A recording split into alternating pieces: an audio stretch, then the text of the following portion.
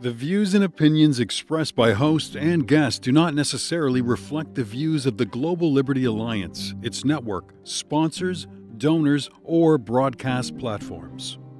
The Global Liberty Alliance provides this podcast for informational purposes. Freedom of speech is a fundamental right and essential for free societies to prosper. Thank you for listening and supporting the mission of the Global Liberty Alliance, dedicated to strengthening and defending fundamental individual rights, free markets, and the rule of law.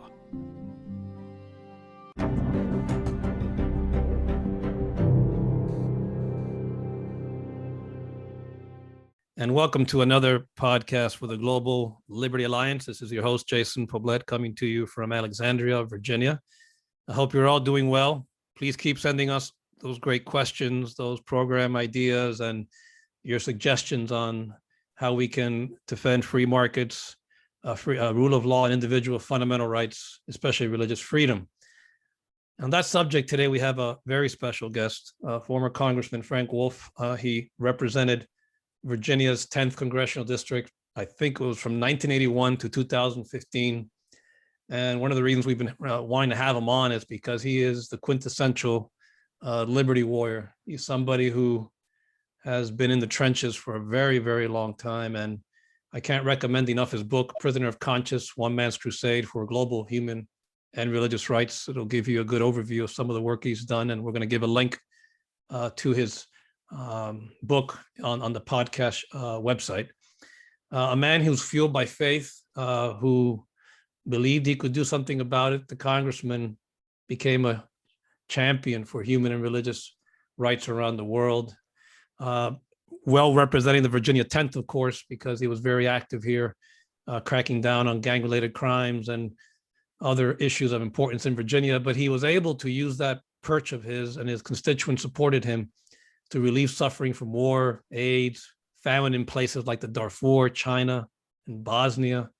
He became a key proponent of combating jihadism way before it became even a popular subject, and led to the creation of the National Committee on Terror. He's been to so many different countries around the world, and helped co-found the Tom Lantos Human Rights Commission, also a bipartisan group of, I think it's now almost 200 members, I'm not sure of that number, of members of Congress who work together to raise awareness about international human rights and fundamental rights. He's been to Ethiopia, Sudan, Sierra Leone, Congo, Rwanda, so many other places. I'm not going to get into every single one of them because I want him to share some of these great stories with you. Congressman Wolf, welcome to the podcast. I hope you're doing well. Thank you for joining us. Thank you, Jason. I'm glad to be with you, and thank you for your good work. I'm glad to be with you. And thank you, by the way, for all the work that you've done also over the years to help the persecuted church in Latin America, in Cuba, and those people appreciate everything you've done for them. And I know they ask me frequently about the work you're doing. So thanks again for the work you help our friends down 90 miles away and in other places in the region. Thank you, Jay. A few months ago, last year, here in Virginia, we're speaking at a conference, and we're going to provide a link to folks so they can listen to that talk.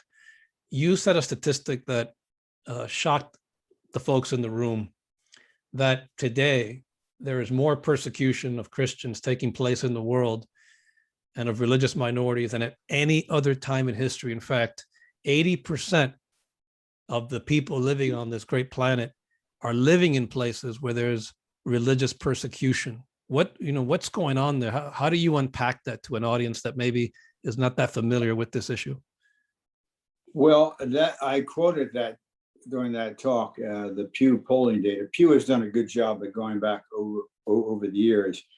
And the one that broke at the time that I gave the talk, 80%, that's 80% of the world's population at that very moment, at the moment that I was speaking in that Catholic church, were living in a religiously repressive country. To give you some idea, in 2009, if you had given the same speech at the same time, the number would have been 70%.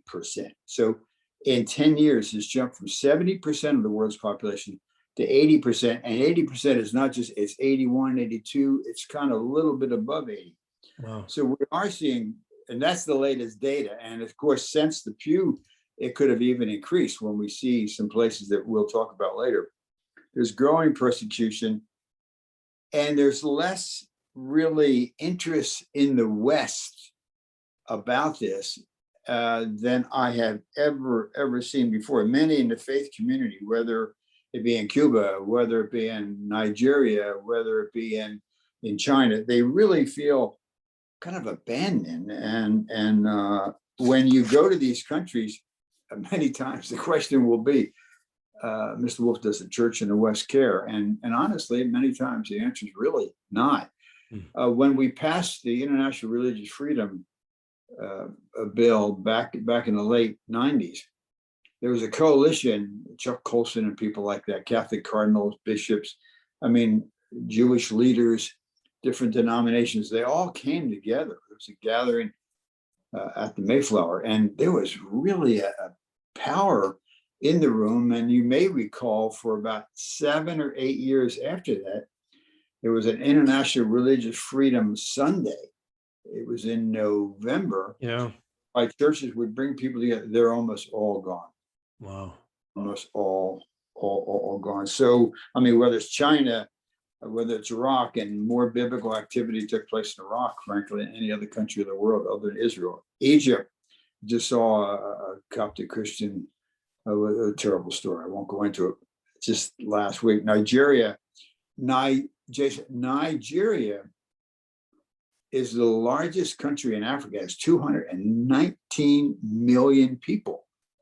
In 2050, Nigeria will have more people than you have in the United States.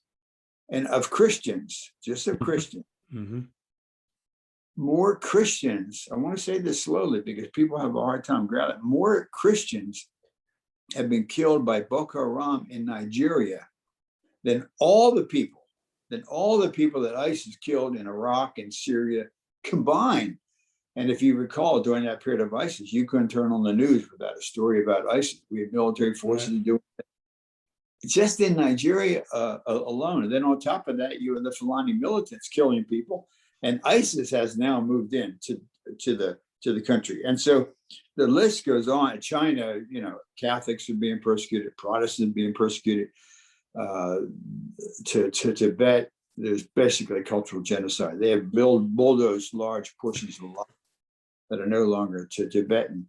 The Falun Gong, and we saw the pictures, and we know there were anywhere from 1 million to 3 million. I think it's in a higher number, but you never want to exaggerate, because if you do and you're proven wrong, you destroy yourself. But at least 1 million Uyghur Muslims are in these detention camps that are almost modeled after what the Soviets did. And so it's very grim. And I think we have a time of more information, internet, ABC, NBC, CBS, Fox News, CNN, all that, and yet there seems to be less interest. Going back to Nigeria a minute and the word genocide, you were in Congress, before we get to Nigeria, briefly to talk about the Genocide Convention and the battle. A lot of people don't know it took, United States became a party to the Genocide Convention, but it took almost, I think, 40 years to have it ultimately enacted into law and ratified. And remember Senator Proxmire and those battles that he would fight. He would give those daily speeches every single day he was in Congress to bring that word into the US code and be able to have it as part of our national strategy. And to think it took that long. And the word, of course, has been used a lot lately. A lot of people maybe don't know what that word means, but when the congressman talks about genocide, he's talking about a very specific legal definition. It's one of the most heinous of all crimes. And it's happening in places right now like Nigeria. And I recall that you and some other folks have reminded folks that more Christians have been killed in Nigeria than all the people ISIS killed in Iraq and Syria combined. And That's right. These are people who were targeted for the only reason they were targeted is because they were Christians or they were some sort of religious minority. And they're trying to eliminate these people. It is the classic definition of genocide. some of us on the outside are wondering, we think we've come around as a nation as far as how we will fight these fights globally. We are a party to the convention. It's part of our policy. It's part of our laws. How is it that in places like Nigeria, we've had such a difficult time using that word? For example, the Trump administration, Secretary Pompeo toward the end of the administration used the word genocide on the Uyghurs, and I believe that is what's happening there.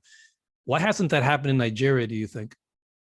Well, I don't know. It's really difficult to say. I think one of the reasons would be that very few people in the media are going to Nigeria. It used to be, if you remember, Christiana Amanpour, who I've always been a fan of, she's now with CNN. Anytime there was something taking place anywhere in the world, yeah, she'd go. Yeah, she would go. Now there are few or no reporters in Abuja or Lagos, and if they go, it's a 2-day trip in a nice hotel, but they don't go up into Jos and up into Kudu State and up into some of the difficult. So the media isn't really covering this. Secondly, there have not been the CODELs, what they call the congressional delegations, that kind of go in. And I think you have to go and live among the people, listen to the people, and the diaspora, the Nigerian American community, has almost 400,000 people. And they don't seem very organized, but for some reason, it hasn't taken place. And Genocide Watch, Greg Stanton has called this documents. Now, it really this is history repeating itself. If you remember, the Rwanda genocide was taking place. Cables were coming into the State Department to Secretary Christopher during the Clinton administration. Cables were coming in at Kofi Annan. They knew there was that general, the Canadian general, Dallaire, he was there telling, this is what's taking place. Nobody wanted to acknowledge it. And as a result, 800,000 people died. To Bill Clinton's credit, I've always, I was not a supporter of President Clinton, but to his credit, really, he felt so bad about it that he flew to Rwanda. Go Google, look at it. He flew to Rwanda and apologized. Mm-hmm. Air Force One was there and apologized for not acting. So nobody wanted to get involved in there. Nobody wanted to call it genocide in Iraq. If you recall, ISIS was putting the symbol on Christian, and nobody wanted to call it the Yazidis. Believe me, what the Yazidis have faced, there are still roughly 3,000 Yazidi women and girls who are still missing. They think they're alive, but they're still. So the State Department was reluctant. They were saying, if we call it this, we're going to have to do this and that. But there's been a kind of a reluctance. And now I think it's even more so, because let's say China. I'm not saying China's committing genocide, but China is committing its cultural genocide, let's say, in Tibet. Mm-hmm. There are so many American and Western businesses doing business in China that they don't want to upset the apple cart. And I don't want to overstate, because some people do this. If you go back and look at the history, there were many Western companies that were working with the Nazis. That's right. Yeah. And there's some great books out of it that'll just kind of shock you. And I'm not going to mention the companies, but so there's always been a reluctance. But what has always made the difference was the faith community and a lot of the human rights community. Some of them, I won't go, if I mention one or two, I'll let somebody else. But a lot of good that are not Christian, that are not faith oriented, speak out. You really don't have that taking place now, nor do you have, the Chuck Colsons and some of the people, I shouldn't mention, but some of the more prominent religious leaders.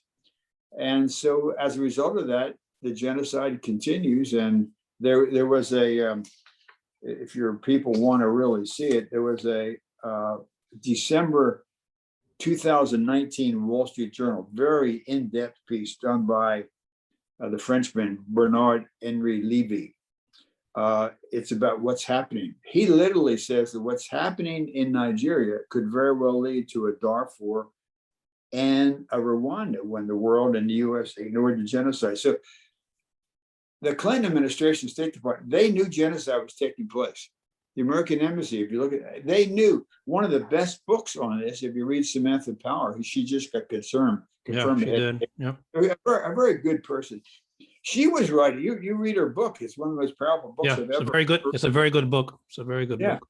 And so I think we're at that point now. And now I think what's going to make it difficult is that so many people are leaving the church and we don't have the voice of the church, like Ronald Reagan, Margaret Thatcher, and Pope John Paul. I mean, they were the voice. I mean, for taking down communism in Russia and in Eastern Europe. We don't have the Solzhenitsyns. Read Solzhenitsyn too. They just put them in English. Notre Dame did. We just had the voice. The Sharanskys. Who are the Sharanskys? Eitan Sharansky. That's right. Oh, he was he's still alive, a giant. Yep. So I think now we're seeing a very difficult time, and the bad guys now know they can do whatever they want to do. Just yesterday, they're cracking down more and more on Hong Kong. The people of Hong Kong they prohibited Tiananmen Square demonstration. Martin Lee, who was a giant in the judicial system, used to come by my office all the time, has been arrested and sentenced. Joshua Wong, the young Christian student, is about 22 now, has been sentenced. So the world's silent. Well, and of course, in our church, in Catholic Church, we have Cardinal Zen in Hong Kong, who's been. He's a giant. Cardinal Zen is a giant. I mean, I've met with Cardinal. He's a giant. But I don't know that many people are listening to Cardinal Zen. He's a giant. Right. You're right. In fact, even within the Catholic Church, folks just unfortunately are not hearing the call from giants like him and a few other very prominent cardinals who have been sounding this alarm for a long, long time. And I think it's a tragedy. I really hope that people will pay a little more attention to it. And I think they will. It's just going to take a little more time. You know, the Biden administration reminded me of something that was recently announced. I was curious what you think of this. They overturned an executive order signed during the Trump administration that required federal agencies to prioritize international religious freedom in the planning and implementation of U.S. foreign policy. I quite don't understand why they did that. It wasn't a bad, a good. It was restating the law. Frankly, it is part of the law you're very familiar with. Why would they do something like that? I mean, Blinken's he's a good guy. He's been in Washington a long time. I consider him to be a pretty respectful fellow who is sensitive to these issues. But why overturn something like that and create that tension within the faith communities? I don't know. When I saw it a couple of weeks ago, I was stunned. It's going to make a big difference because this will no longer be a priority. It just will not be a priority. I don't know. I'm not close enough to. I mean, everything I know about Blinken seems like a nice guy, and I am very impressed with Samantha Power. I think she is a good person. I don't know what was going on there, but what that sends a signal, and that sends a signal. I won't say to our enemies, but that sends a signal to foreign governments. That sends a signal to Cuba. Yeah. Well, it's interesting you mentioned that because a few Catholic priests down there who read it, because believe it or not, they covered the executive, they carried the story in a local paper down there, one of those independent papers, and one of the priests down there who led a campaign.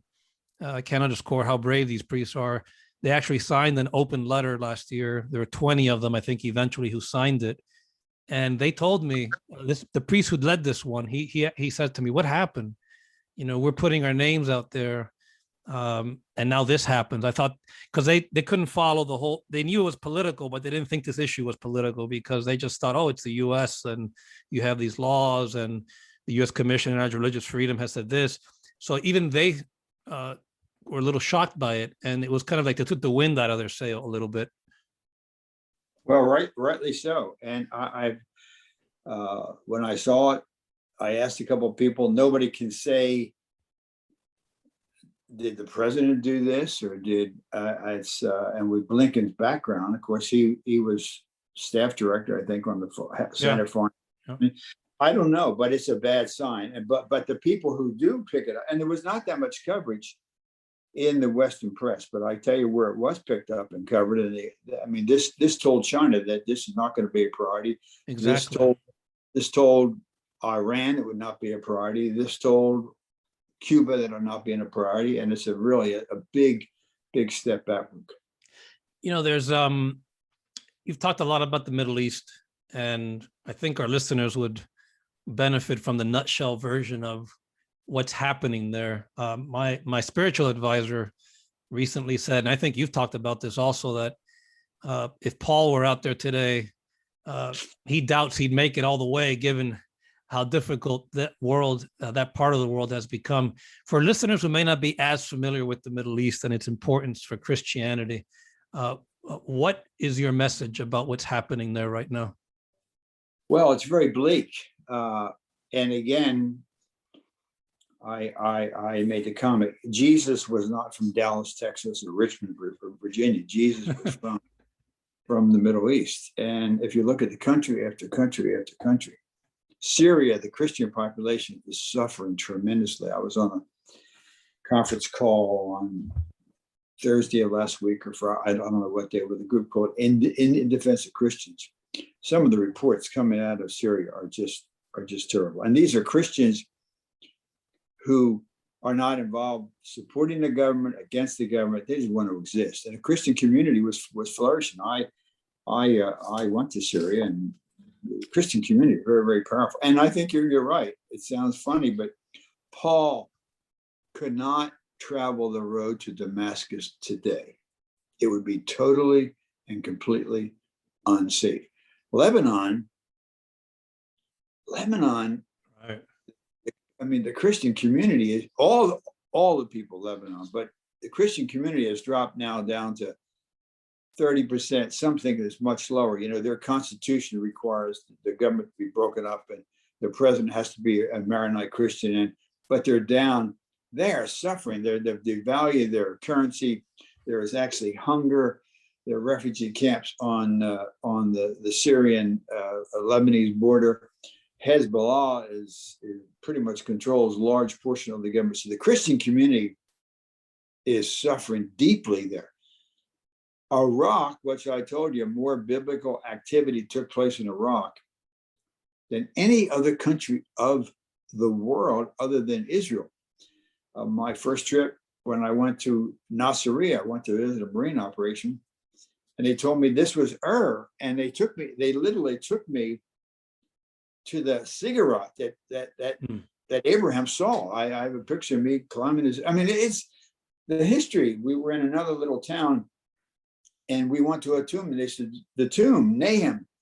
I said, this is Nahum's tomb. It is the tomb of Nahum from the Old Testament.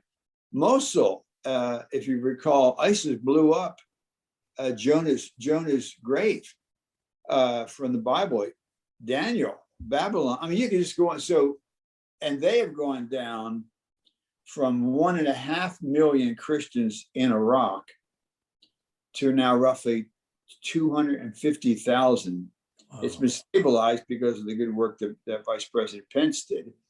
But they're really, I mean, they're just kind of hanging on. And another shocking statistic is this one with Syria that I keep hearing, that apparently, if you were to look at from 2010 to where we are today, in 2010, there were about over 1 million Christians in Syria, or about 10% of the population. That was before the Civil War. Today, according to some of the data, that number was slashed almost in half, or below half. That's pretty shocking. Yeah, no, and Syria's in the Bible over and over, and they're good people. And again, they're not with the Assad government. They're not against Assad. They're just, and the Christian community was fairly prosperous. They were doing pretty well there. But now it's just grim. And then Egypt. I mean, Egypt's the place where Mary and Joseph took Jesus. Right. Egypt now, the Coptic Christian man. You can go online. I won't get into it.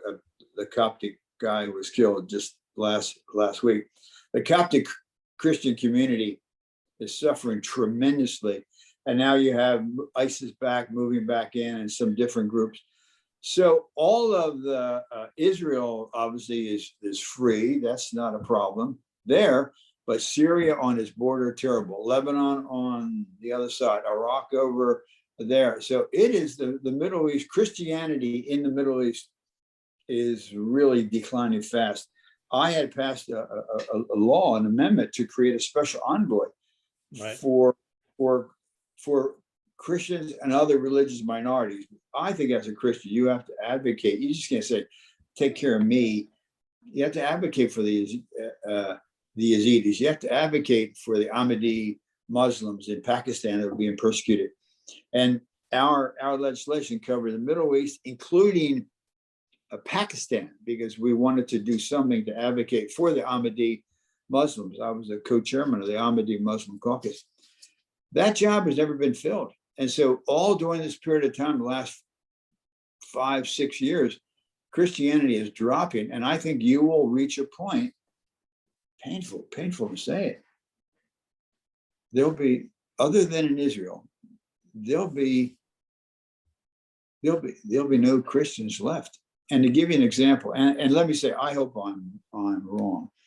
One of my first trip to Iraq, and here's the story. I'll tell you, Iraq and Egypt. I asked how many Jewish people are left in Iraq, and they told me, Mr. Wolf, maybe 4 elderly men. Do you know there used to be 30 or 40,000 Jewish people in Iraq? The finance minister was Jewish, and look what they did. They literally destroyed the Jewish community and forced them out. Look at Egypt. My last trip before I left Congress, we went to Egypt, and I met with and the Jewish community has had such a positive impact in Egypt. And I met with the leader of the Jewish community in Egypt, and I said, how many Jewish people are left? Because many people have taken over the Jewish synagogues and cemeteries. She said at that time, this has been 6 years ago, she said maybe 20 or 25. They've all been forced out. So if you look to see what took place to the Jewish community in Iraq and the Jewish community in Egypt, I think the same thing is happening to the Christian community in Iraq and in Egypt and in Syria, and unfortunately in Lebanon too.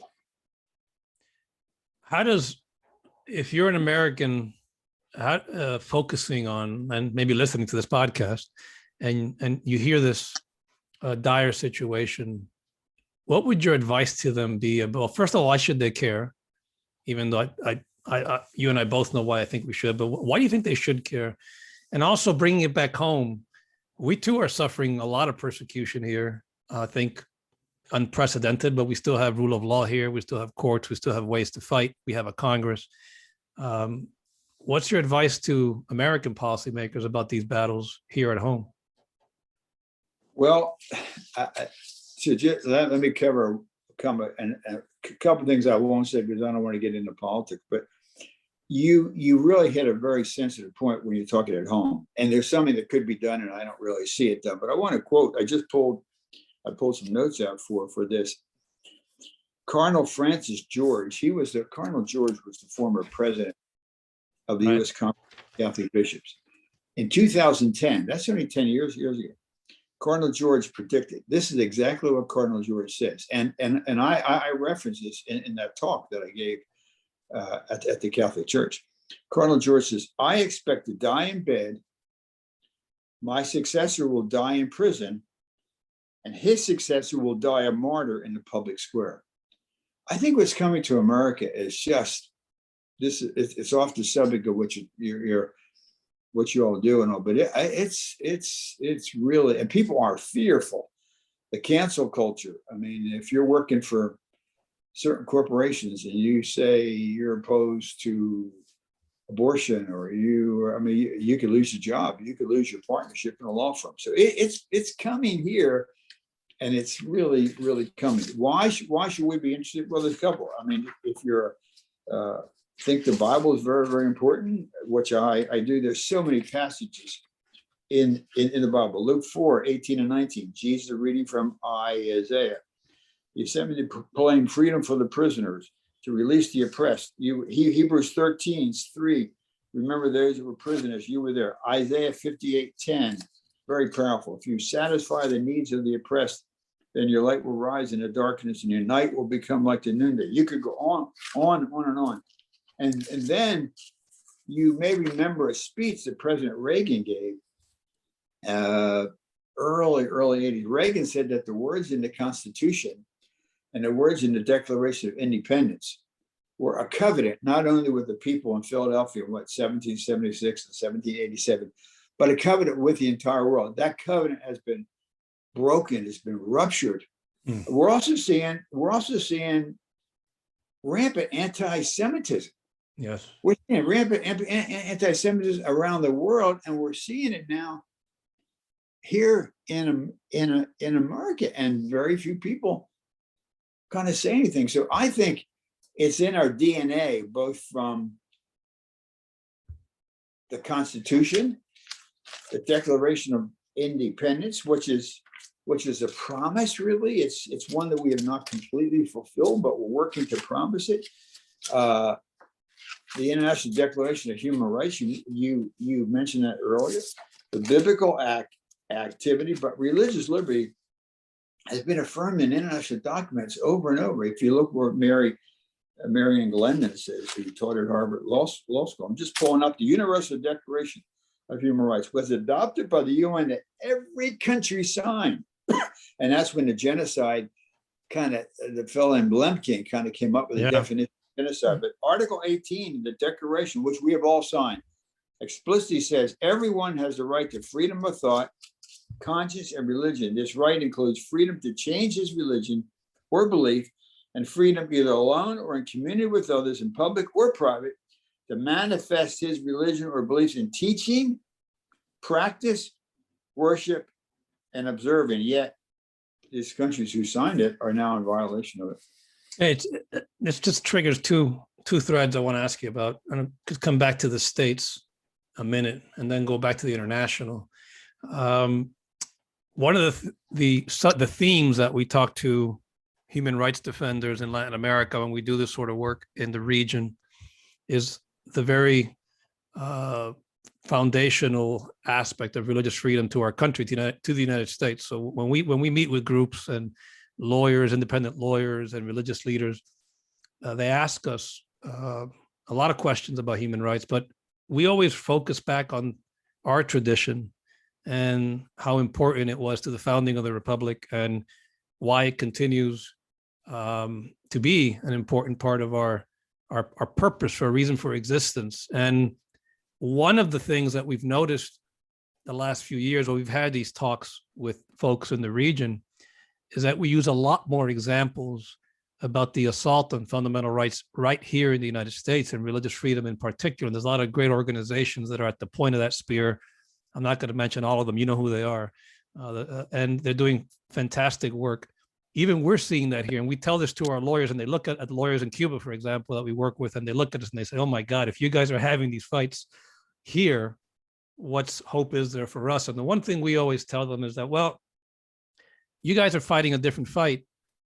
We're having a similar struggle, but remember, we have institutions, we have laws, we have rule of law, we have courts. But the one thing that I've noticed lately, I don't know if you agree with this or not, is that we've become a lot more coarse here in the States in our discourse and how we work with one another. And I know you've mentioned before how there are fewer and fewer people that get involved with these issues. Is it partly because of the way we talk to each other about these issues, about politics, or do you think it's something deeper than that? Well, I don't know that I could completely answer. I think it's a lot of things. How we talk is one of them. My best friend in Congress was a Democratic member. Your wife would know him, Congressman Tony Hall. Hall, that's right. Yeah, we're still friends. Actually, we do every twice a month. We do a prayer breakfast called Around the World, and Tony used to actually contribute to my campaign, and but we're still friends. I own a little place down in Florida. He owns one about 2 miles from me. His wife and my wife are very, very close friends. I've always considered myself a close friend. And I think she would say it about Nancy Pelosi. You know, I don't agree with Speaker Pelosi on a lot of issues, but you know, I think there's the country has been polarized, politically polarized. Everything that takes place in culture is downstream from, you know, it goes into the political system, everything else. Look at where we are polarized in a nation. I mean, the thought that we would have seen cities in Portland and Seattle and Chicago, and I have a couple of kids up in New York, and the stories in New York, it's just incredible. So we are polarized, and that polarization has now entered into the congressional blood system. And you hear people just attacking, condemning. I hear it sometimes, and I always admire a freshman member that gets up and speaks out. I think that's very appropriate. You don't have to say, I'm not going to talk until I'm here for 10 years. But some of the language, and what we did, there were a group of 4 of us in Congress when I got in, and Republican and Democrat. I'm not going to mention Tony Hall was in, so obviously, but I won't mention the others. But you would know them. We met every Tuesday for lunch, and we would break bread with one another. We would eat. When you sit down and eat with somebody, there's something magic in food. I mean, read the Bible. I mean, just eating with someone, having a conversation, getting to know their family. They went to what school? They went to where are they from? You become friends. So before you're going to attack that person, you're gonna sit down and talk to that person. And so that's all gone. There were a large number of groups that did that, where Republican, Democrat came together. And like I said, I used to worry a little bit that Tony Hall was going to be punished, but he was very popular, but he actually contributed to my campaign. And of course, as you know, that shows up. Yeah, public report.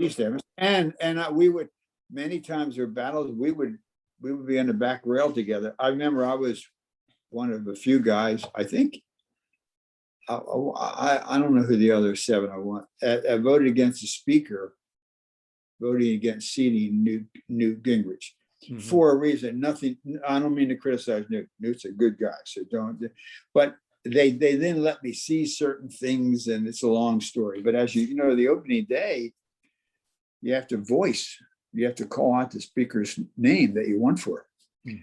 And Tony Hall came and stood on one side of me, and this member, well, I'll tell you who it is. I mean, I don't think you'd mind. Dan Coates, who went on to be, yeah.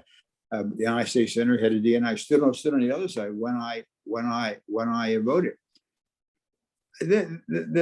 Those relationships were just, but we were friends. We knew each other's family. We broke bread with one another. We prayed with one another, and we trusted.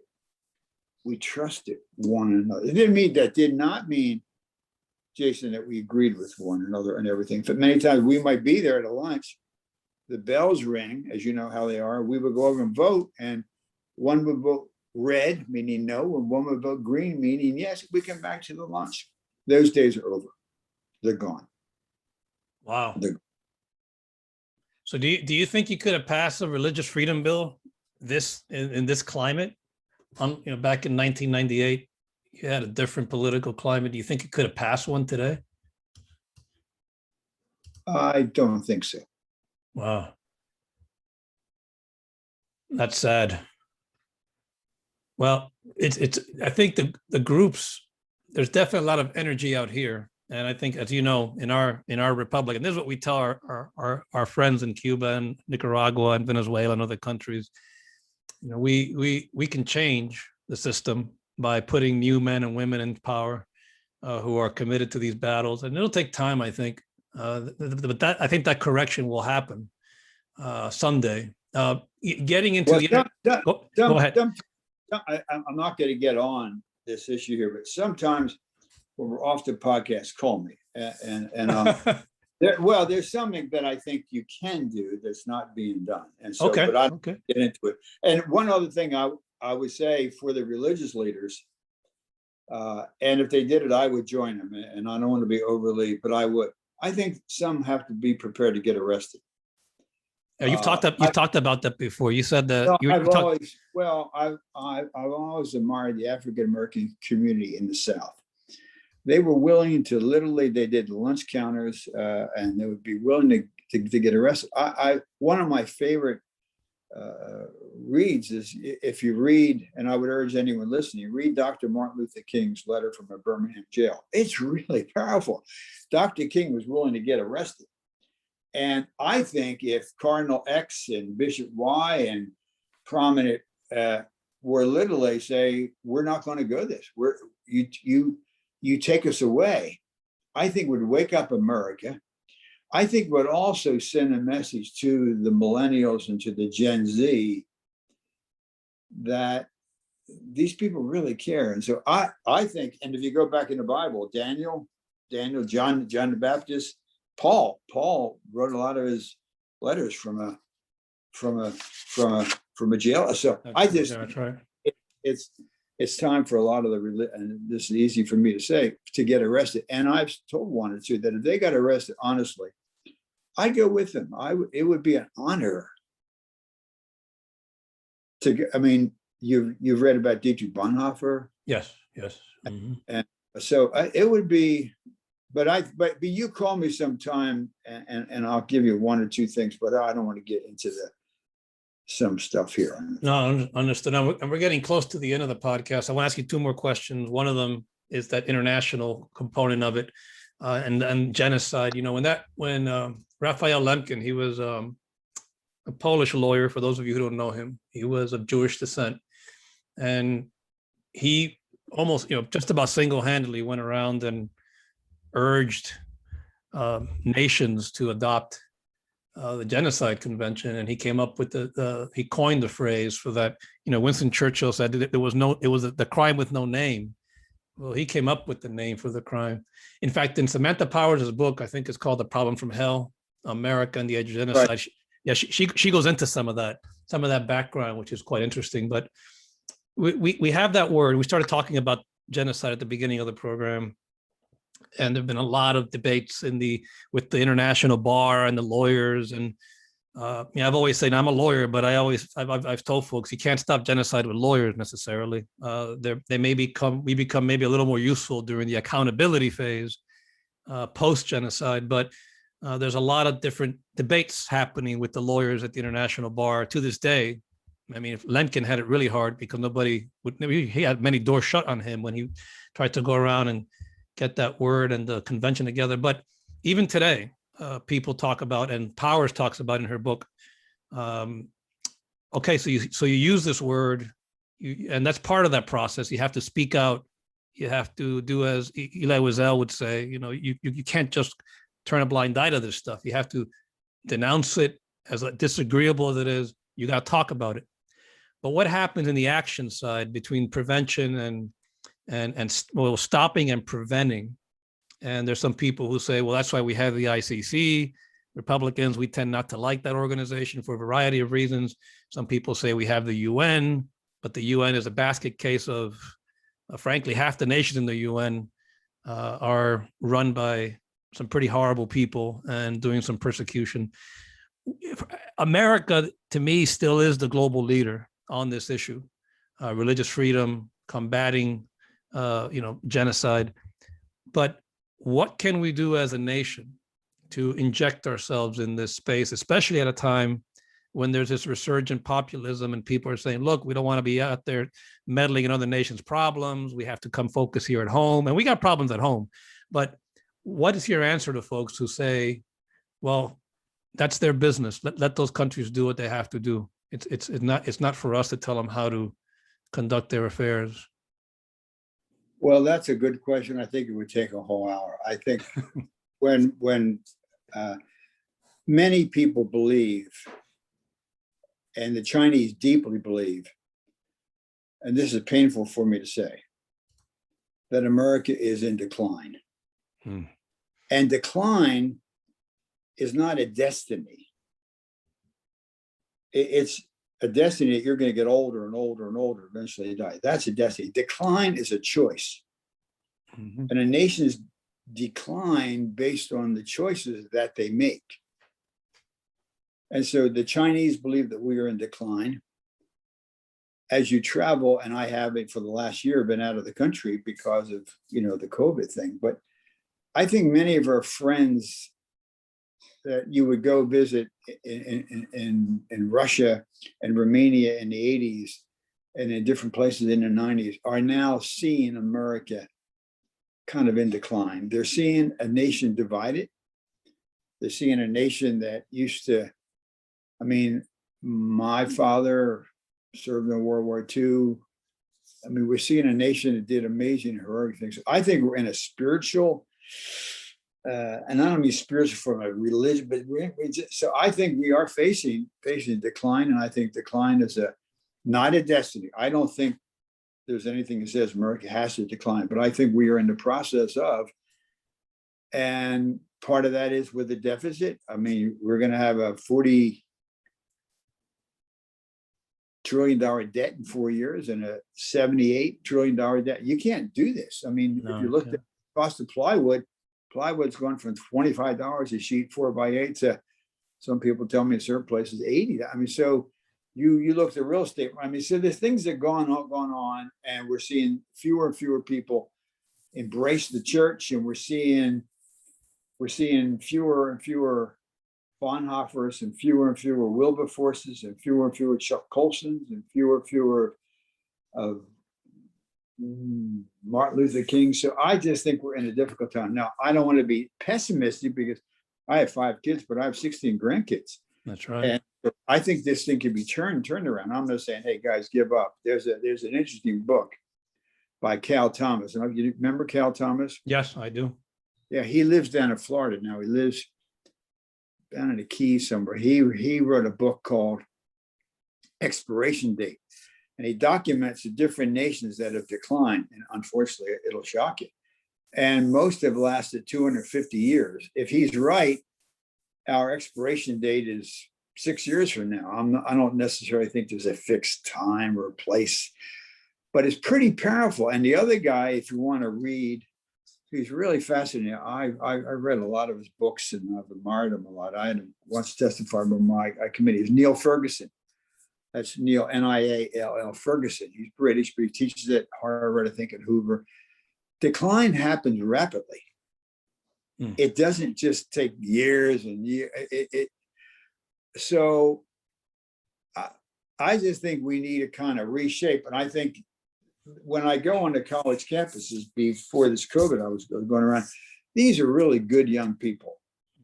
I think they just need to hear the story. And I think one of the things you could do is put together a effort to get a couple people from Cuba, a couple people from Venezuela, a couple people from Poland, a couple people from Romania, a couple people from Russia who have lived under this, and will tell you now, if you talk to them, what's taking place in your country. Bring them to America and let them go on the college campuses, and bring Solzhenitsyn's children. They're in their 40s, I guess, and they come back and bring them in. Also get a documentary, get a good film crew to film these people, because many won't want to come with COVID, to show on college campuses. There are many ways that we can bring this back. I don't believe that America is destined to decline, because I think decline is not a destiny.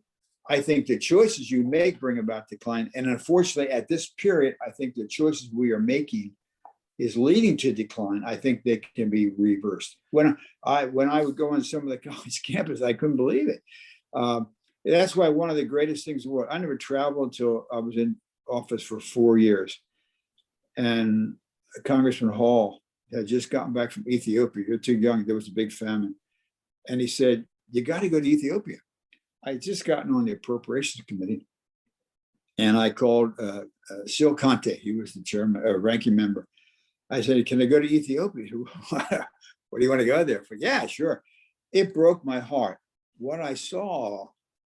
And I think we need our hearts broken. We need more Codels gone to Rwanda, gone to Syria, gone to Josh, gone to Cuba. I would love to see Codel after Codel going down. I believe that Cuba can be free in a short period of time. I believe if you put together a prayer network, I believe if you brought the right people down over and over, because when we would visit people in Romania, we were learning more from them, but we didn't realize it at the time. We were nourishing them and giving them hope.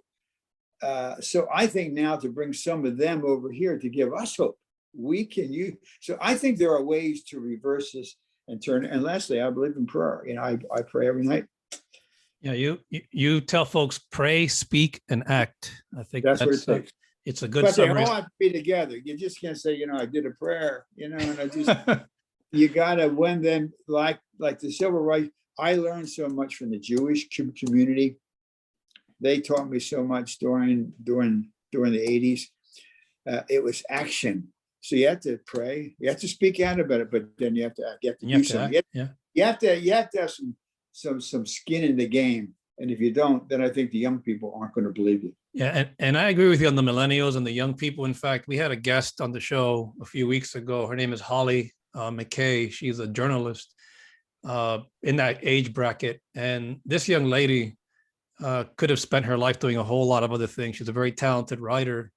And she spent a large chunk of her early 20s and mid to late 20s in the Middle East. And she wrote a remarkable book called Only Cry for the Living, Memos from Inside the ISIS Battlefield. And she goes to excruciating pain to tell the stories about victims of the folks we've been talking about on this show. And we didn't get into the issue of religion with her, but it's a remarkable book. It's a very powerful book. And I do think it's because she took an interest in somebody based on how I think she told us the story. I believe it was because just because it needed to, somebody had to bear witness to it. And she's bringing that story to a different audience. And I think that's hugely important. And as far as our friends in places like Cuba, I agree with you. In fact, a few weeks ago, we did a TV show with CBN, and they did they were asking, that was one of the questions they were asking me. I was born here, but my generation still, who stays engaged in these battles, we grew up with our loved ones telling us the stories about the persecution and the things that they would do to you. And then the new generation that's come out here, it's still happening, folks. It's happening in many places very nearby. And one of the things we urge our listeners, and Congressman Wolf, I think, has given us a lot of ideas, is these issues are important. There's a lot of opportunity for you to get involved. I encourage people, even if you're not especially religious, to go to church, meet your friends, meet your neighbors.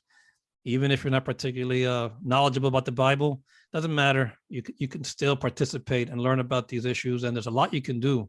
And I think we'd like to close, Congressman. We usually give folks some pointers. I think you've done a lot of that already. Is there anything that you'd like people here to take away from this that maybe can spur them into action, in addition to maybe reading some of the books we've talked about, but also anything in particular you think can get someone more engaged in this type of work? Well, read Thomas More, Man for All Seasons. Read John F. Kennedy, President Kennedy's book, Profiles of Courage. Man who made a big difference. Didn't always turn out well, but they made a big difference. Secondly, go see the people, go visit, try to go in. I think that rather than having a career on Wall Street, to be able to work in a refugee camp and do some of these things. But you have to do the action. You can't really just kind of say it's bad and write a letter to the editor. And you also have the opportunity of running for political office. There is an opportunity to take these issues. I think this issue could be, with the right people, could be a powerful political issue. Republican and Democrat. Congressman Tony Hall's a Democrat. I mean, I'd vote for him if he were in my district, because it's so. I think be involved in a political process. But you got, I guess, in a way, I'd end with this. You got to get your heart broken. You got to really. There is hope, because in 1985, Chris Smith and Tony Hall and I went to Romania. It was darker in Bucharest than it was in Moscow. It was grim. You may remember Ceausescu. Ceausescu, yeah. Mm-hmm. It was grim. Christians were banned. Oh, it was terrible. 4 years later, it fell. Communism fell. December 1989, just around the Christmas season. I remember I was in a store buying a TV for my wife, trying to buy a TV. It wasn't made, that was not made in China. It wasn't made outside America. And as I was looking at TVs, they had pictures of the revolution taking place in China. In 4 short years, literally, they overthrew the communist government. Look what Pope John Paul did in Poland. So this is all doable. And this is be a Wilberforce, be a Bonhoeffer, be a Martin Luther King, I think there's great opportunity, but it's got to break your heart. Amen. And rebuild from there. Well, Congressman Frank Wolf, thank you for spending so much time with us today. I hope you're always welcome to come back if you ever want to have a platform, and we really appreciate what you're doing. Thank you so much for spending time with us, and I hope you have a great summer. Well, good. Thank you. And after some time, call me and I'll cover these other things that I didn't think was appropriate to get into to your podcast. But No anyway, problem. Okay, great. Well, thank you, sir. God bless you. God bless all your listeners. Bye now. God bless you, Father.